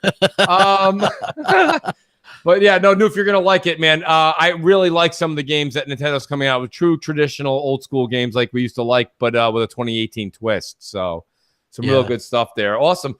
Great stuff, guys. Awesome. The chat's great. The call-ins have been fantastic. And we're just getting started. A lot of people don't know we're even here on Thursday night. Yeah. So hopefully we start drawing big crowds and stuff. You know, it'll take a little bit, but we've got just so everybody knows, everyone's like, a couple of the wise guys on Twitter, like, Mooch, it still says M&C mornings. And I'm like, does it, Mooch? Holy crap! I threw him a Captain Obvious. Yeah, jeez, come on. But you know what? We've got one of the most talented people that created our morning show, Livewire. He's creating he's going to be creating our M&C Evenings theme. He's working on it. So look for that to change in the upcoming weeks, and then graphics will change with the graphic guy. Hey, Mooch, it still says mornings, right? Yeah, hey, Mooch, it still says mornings and it's night? It's nighttime. Well, guess what? It's morning somewhere, people. That's right. Yes. Matty Beast just said it's the middle of the morning where he is. Exactly. So M&C Evenings, what's up? Thanks, Jay. Great Canadian web slinger here, Mighty Spidey. God damn, I ran out of web fluid. I'm going to have to change my canister. I'll wait after the call, guys. Yeah, all hell Jay. All hell Jay. Mooch, to answer your question about Spider-Man, no, it looks like a pretty good game, but I do not own a PlayStation. I've made that decision a long time ago when the PS2 was around and my buddy had it and I played a few games on there. You had those memory cards that you had to switch so often, and being from PC, I was like, what the hell? How can you not save on a hard drive? And then when Xbox came out, I never had to buy a memory card for my games. And I had a fair amount of games, but I never had to buy it. So I've never looked back. I guess the little idiosyncrasies of PlayStation, like the things that bug you, are more than enough for me not to bother getting one of those. So I just have multiple Xboxes. In terms of the game, I think the game's pretty good. I think the graphics aren't as good as the 3 other games. And I've played like many Spider-Mans, like Web of Shadows. Like I'm a big Spider-Man and Venom fan. That's why my name's Mighty Spidey. But on the Xbox, it's like you say, I do find like I played enough Spider-Man games, and I mean I got really good at it. And sometimes I'd run into buildings, or you're coming down, and I'm like, what's going on? Looks like I'm going to hit the ground here. Why am I? And I'd hit the ground, and anyway, so I agree with you with the left and right and blah blah blah. Now I have a question for you guys in terms of Crap. You kind of missed the boat because you didn't watch the Last of Us trailer, which, in all honesty, Crap, it was a phenomenal trailer. And if you're a Tomb Raider fan, that trailer that they had at the E3 was pretty phenomenal. And so I'm gonna have to ask you, Mooch, and it's a great question for you because you're playing Rise of the Tomb Raider. So did you not find, like I found, because I play all the Tomb Raiders, I think they're phenomenal, and I found, now again the trailer was amazing, but I found that Last of Us trailer, a lot of the kill sequences that she did in Last of Us 2 was exactly like Tomb Raider, like the way she took down people with the bow, like in melee form when she meleeed and killed someone, was sequences that were exactly the same as in Rise of the Tomb Raider. Now some of them, like some of the brutal sequences near the end of that trailer, I didn't see, but there was some of the generic things that she was doing were very similar to Tomb Raider. So I was wondering if you noticed that too, especially because you're playing Tomb Raider there. Love the format. The Thursday's pretty good. I think it's going pretty good for you guys. I like it. And one thing I'm just going to note for myself, I get all of your notifications like Crap and Mooch for Crossfire and all that stuff. And I'm not getting it for M&C in the mornings, and I don't know why that is. And one thing of note just for this show, last thing, is I like how you guys bring special guests. I think you guys have a bunch of special guests like Hellhammer, Tim Dog, K-Mega, like all these other guys. It would be nice sometimes if just some of these guests you might get them to call, like, Dealer or like Alan, whatever his name is, the Forza guy. If you get those guys to call in one time during your M&C Thursday show for like an impromptu 3-4 minute sort of conversation with them on the phone, and maybe like it's preemptive, like you call them, you say, hey, can you call in because we're talking about this today or something like that. I think that would be a nice change of just like us losers call in. And I know there's a bunch of guys, they do a good job, but it's nice to maybe like hear from a Tim Dog or someone else, or next gen, calling in and praising Xbox and stuff like M&C that. and Mighty Anyways, Spidey. love you guys. Love the show. I'm not going anywhere until you guys kick me out. So take care. Hey, we already had a special guest on. It's called Mighty Spidey. Mighty Spidey. Yeah, he was just special guest for like 5 minutes. Great. That was good. That was great. No, Mighty Spidey, well, instead of the pew, pew, you should just do swing to the left. Swing to the right. Swing to the right. Punch. Now kick, punch. Punch. Now kick. So if you want to do that, that would be great. I really appreciate that intro. That'd be cool. No, it's funny. And it's funny because I do, first of all the great people that he named that we podcast with, everyone is always welcome to call in. They're all great. Everyone's great.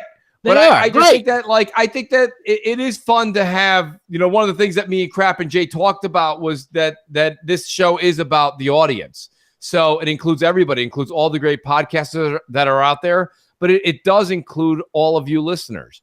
So it's a great time for you guys to call in, and we want to talk to you guys as well. That's the whole idea here, was to make it about the gamers. And if you guys, if we say something and you don't necessarily agree with it, or you do, or there's a new subject that we don't talk about and we didn't get to last week, and you're like, and that happens.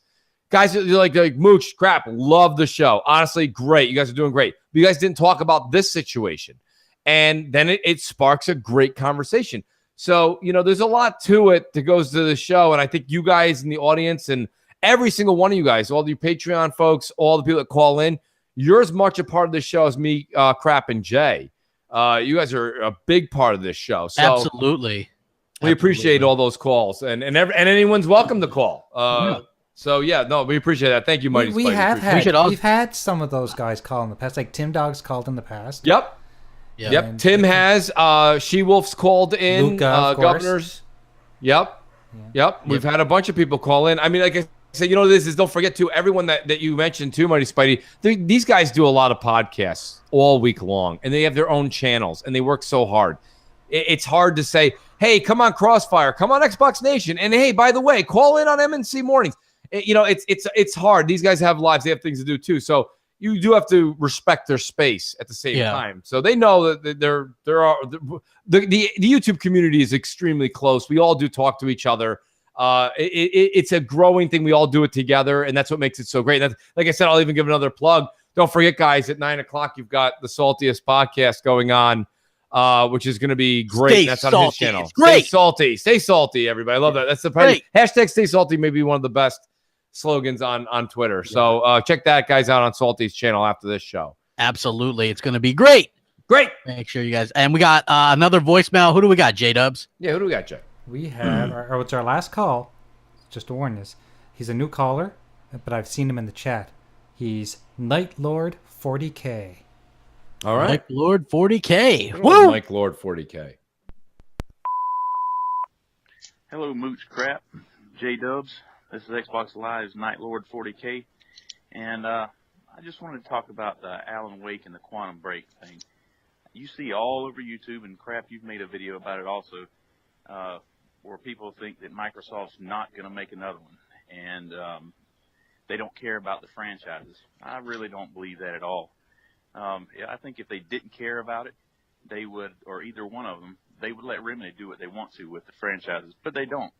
I think we will see some in the future, and it might not be this generation, it might be the next, but I still think that they see value in these franchises, and there's no telling what they've got down the pipeline right now. I mean, it might not be viable right now because we don't know what they've got in development at the moment or in the near future. But anyway, I just don't think everybody should be jumping to conclusions and thinking we're never going to see another Alan Wake or Quantum Break, because Alan Wake was a masterpiece, and if you or anyone else hasn't played this, you really need to. And Quantum Break was good to me also. But anyway, what do y'all think about this?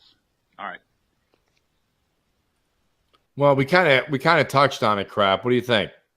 Well, I like the games, but the bottom line is nobody was really buying them.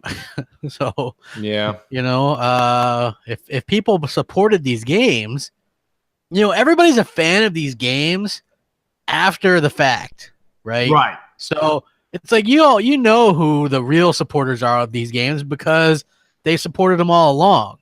Like, and that's just the fact. I buy everything day one. I know a lot of people that haven't even played Alan. Like, you haven't played Alan Wake. No, I haven't. And I don't even have a reason.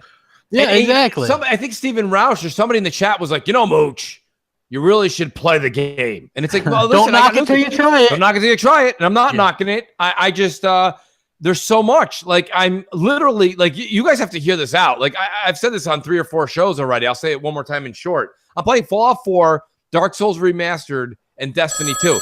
Guys, that is an absolute time crunch. There's nothing short about any of those games. So I don't have time to be like, you know what? And I'll pick up Alan Wake, on my spare time. So it's tough. You know what I mean? The good news is you could probably beat Alan Wake fairly quickly. How long? I would assume that it was still a 12 to 15-hour game, isn't it? 8 to 10 hours or something all right. like that. Okay. It's not too bad. So, yeah. M&C Evenings, what's up? Hey, Mooch and Crap. This is Wee from Xbox Live. And all hail Jay, all hail Jay. Hey, I got the Xbox One X, and I know it does 4K 30 on most of the games. Now on the Xbox 2 or whatever the hell they're going to call it, I know the norm is going to be 4K 60, which I really don't care about that. I'm happy with the 30 frames per second. But what other features do you think it will have to like pry me away from the X to buy the Xbox 2? I would love to know your thoughts about that. Well, I'm thinking about maybe some more TV. That might do it. But anyway, I hope you guys have a good day. Thank you. I think just the more power. I don't know. I'm not sure. What do you think? It's hard to say. I mean, it's hard to say that I'm not going to be excited about the 4K 60 thing. I mean, I got to be honest with you. That's the next in the evolution of gaming. And I am eager. Like, I don't care what anybody thinks or what they don't think. When you're playing like Gears of War multiplayer, and when you're playing these multiplayer games at 60 frames, it's a treat. It is a treat. And it's hard to say that you're not recognizing it. And crap, you even played Shadow of the Colossus, right? That old game. Yeah. And that's 60 frames. I don't know why they didn't make Crash Bandicoot 60 frames. That's beyond my belief. I don't know why they didn't do it. That's a them problem. Well, and we're paying for it. We have a wiener. Oh, we have a winner. All right. We have a wiener. A wiener. My apologies. Yeah. It's a hot dog. So Yes. Who won, Jay? That was actually Yahweh Wee won the pony prize. Oh, okay. Nice. Cool stuff.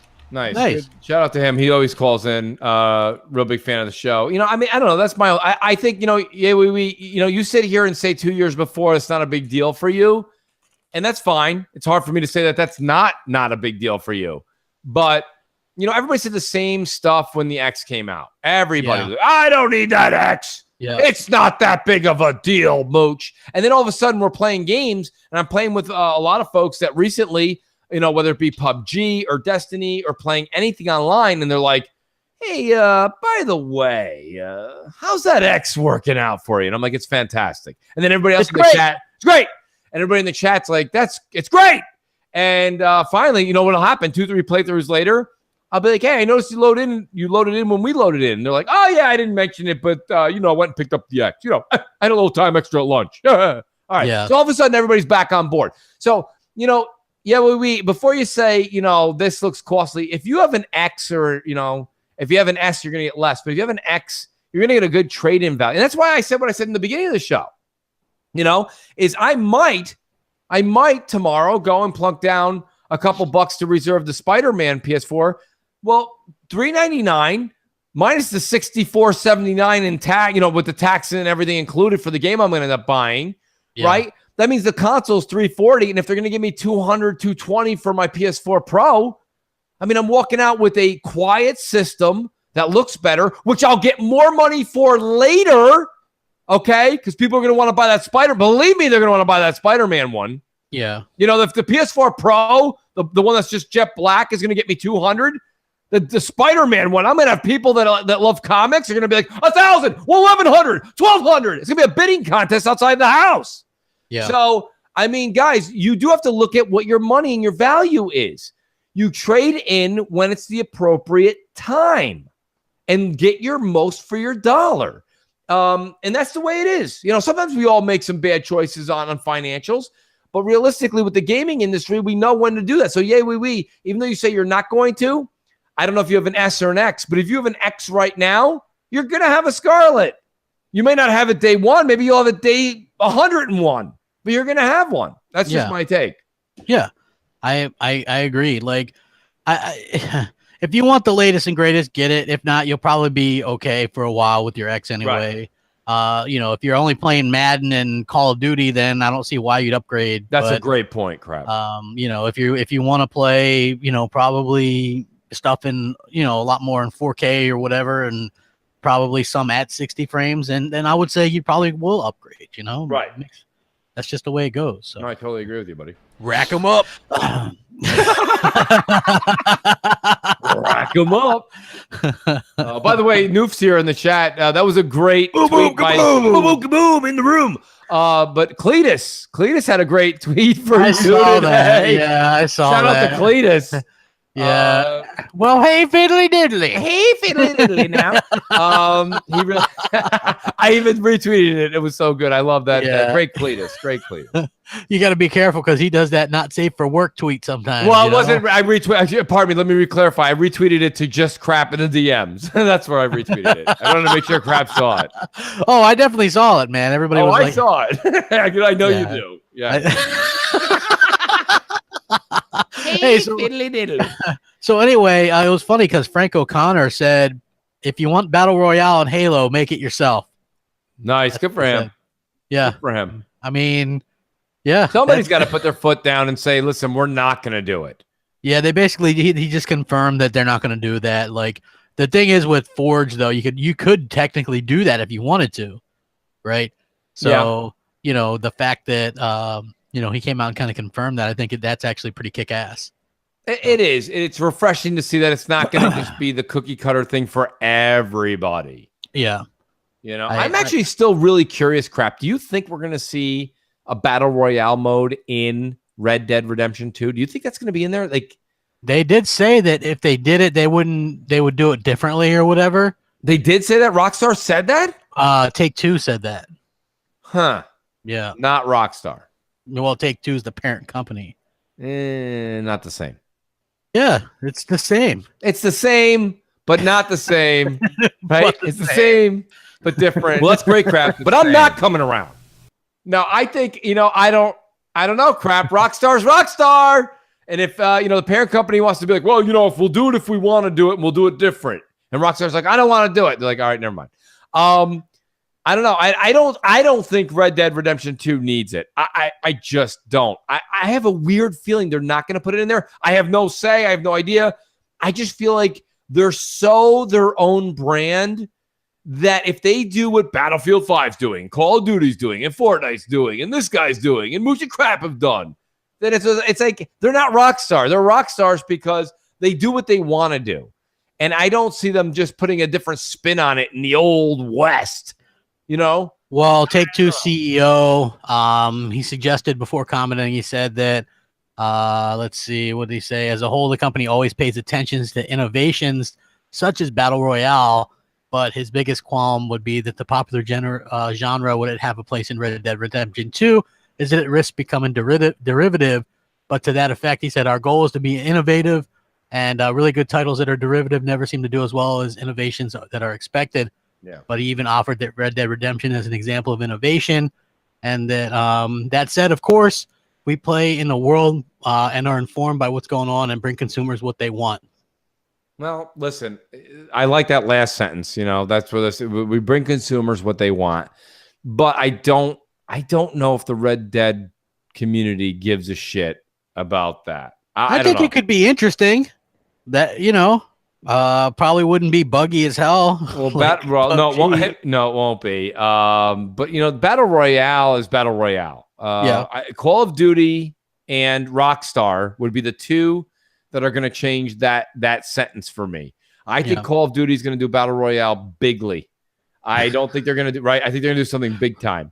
I don't think they're going to do just classic fall out of a bus or fall out of a plane, land, and kill the other 99 people. I think they're going to do that same thing, but with a whole lot of action going on.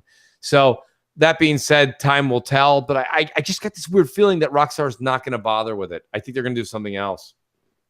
Yeah, I mean, by the way, Crap, I just want to say this real quick before we get to the wheel, because we got to do the wheel because we don't want to. We want to end by 9. Michelle Alexander says, Mooch, Amazon is offering $235 for a PS4 Pro right now. He said she's thinking about going to get the Spider-Man bundle. Listen, guys, gals, hear me out for a second, please. Hear me. I got my PS4 Pro, both of them, way lower than the $399 price tag because I traded in my other PS4 and a couple of games. I ended up getting both PS4 Pros for dirt cheap, about $100. For me to be able to take that PS4 Pro I have right now, get $234, get a game with it, and only put $100 and something bucks out of pocket, and actually get one that's quiet for once, like my one downstairs, worth every penny. It's something I'm thinking about doing. I think I'm going to do it tomorrow, and I recommend everybody that has a PS4 Pro that is louder than sin, go out there and get this. Get a new one. Why not? Why not get your money's worth? And then I'm telling you right now, that Spider-Man, if the original PS4 Pro is getting you $235 on Amazon right now, or whatever that trade-in program is that she's talking about, let me tell you right now, that Spider-Man one, holy crap, you can probably get a kidney. I mean, that thing is going to be like, you see what people are doing for Spider-Man? It's just swing to the left, swing to the right. And people are like, it's great.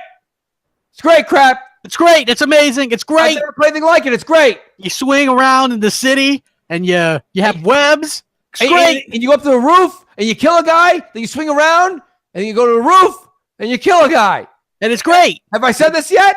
It's great. It's great. It's gonna be great. 95 Metacritic. Best game ever. At least. Yes. So with that being said, Jay, I don't know if we've been able to do it, but can we get the wheel up? Wheel of Oh, please, God, don't. Dude, come on. I mean, come on. I think the people demand it, right? It is. They demand it. I guess so. They do. The wheel of wonder. Hurry up and spin it, Jay. Wheel of wonder. Yeah. Jay, spin it for the love of God. Wheel of wonder. Let's go. Please spin it. Wonder. Wonder. Couple of great calls in tonight, Crap. We love you all. Thanks for checking it out. Watch the Wheel of Wonder spin about. It's great, just like Spider-Man. It's great. Everything's great. It's great. Wheel of Wonder. Don't forget to check out Salty's podcast after the show.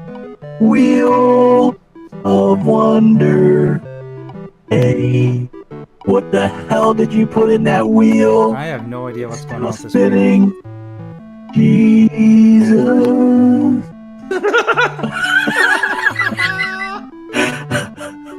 That's great. It's I don't think it's stopping, Jay. Jay, click in the middle. No, if I Close click your again, eyes. it'll Close keep your eyes and going. click in the middle to end it. If I click again, it'll start again. Oh, Jay's got music playing. The Wheel of Wonder won't stop. We keep It's this stopping. thing going. I think it is stopping, guys. It is slowing down. Wheel of Wonder. It's the wheel. Wheel. Look at Bob Dickens. He goes, please stop the wheel. Somebody, please. Somebody jump in front of it. It is slowing down, though. That's the good news. Here it comes. Wheel. Sorry, Salty. Blame Jay. Wheel. Is it stopping? Wheel.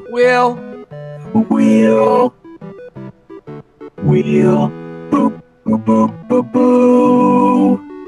I think it's safe to say that Maddie Beast If it passes in the Maddie Beast, we're going to call him the victor. It's still going. It's Maddie Beast. Maddie Beast wins. Maddie Beast is the winner. Congrats. There's no way it's getting all the way through that. No it's, idea it's what's Matty going on. B's. This is the best wheel spin ever. Nice. It's official. It's Matty B's. All right, Crap. Thank you. We appreciate you and your talents. I'm very talented. I'm a man God, that of was many awesome. talents. Absolutely. Actually, that wasn't a Yes. phone call. I left the phone off the hook. That's great. All right, guys, listen. First M&C on Thursdays. Had a decent crowd. I think a lot of people are finding out about it. Let everybody know. Jay, if Jay gets the ability, we're going to have a little small snippet, maybe 5-second thing that we'll promote all week to let everybody know it's Thursday evenings. And Yes. hopefully we'll have our new theme song within a week or so. That being Yeah. said, guys, thank you. It's Jay, going to take a little while to rebrand everything with the evening. It is. So. Yeah. Make sure you guys check out Salty's podcast as well, which is getting ready to start Yep. in like a couple minutes. It's always a good show. They do a good job. So we Go appreciate check you them out guys on Salty's channel, guys. coming out. Jay, roll that beautiful bean footage. Let's do the outro into the. Okay, I'm gonna play the iTunes commercial, so I'll let everyone know that we're on iTunes and Google Play as well. Great idea. Okay. Have a All right, great good night, evening, everybody. everyone. We'll see you next week, Thursday, 7 p.m. Have a good time.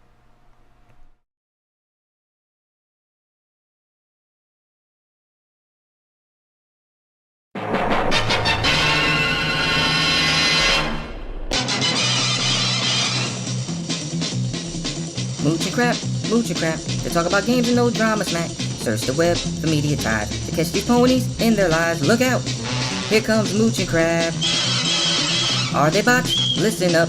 They have Mountain Dew in their blood. NeoGaf, Xbox Reds, Crap's got 10 dog all over it. Hey there, here comes Mooch and Crab. From a tweet of Phil, Xbox hate will arrive like the Scorpio. Mooch and Crab, but just in time. Mooch and crap, zany gaming do a mooch and crap.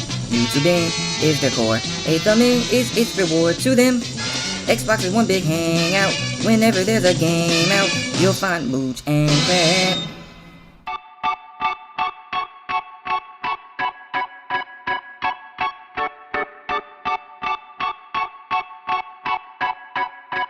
Wake on up.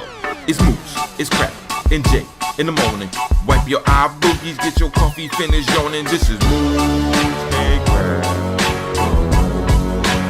Show.